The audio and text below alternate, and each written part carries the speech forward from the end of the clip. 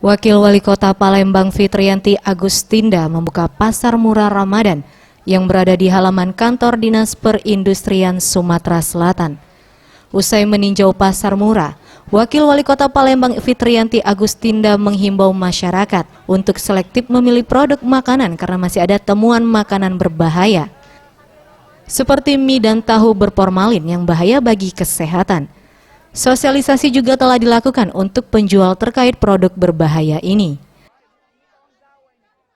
Ya, tadi kami ke Pasar Kebun Semai, di sana kami melihat langsung terkait masalah harga-harga yang dijual di sana.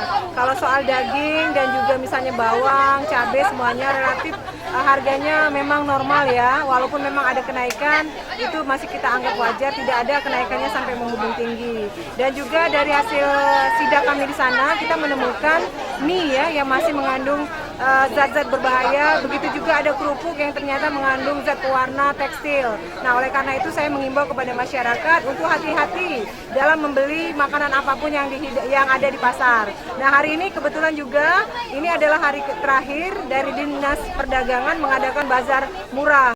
Mungkin juga karena ini adalah yang ke-10 ya Bu ya, mungkin juga karena kita sering mengadakan sidak dan juga mengadakan bazar murah sehingga harga-harga yang ditawarkan di pasaran itu relatif normal semua. Kami berharap dengan kegiatan-kegiatan ini masyarakat bisa datang, bisa ikut meramaikan, bisa ikut membeli dan juga bisa membantu masyarakat dalam menghadapi Hari Idul Fitri dan juga puasa ya sepanjang bulan suci Ramadan ini.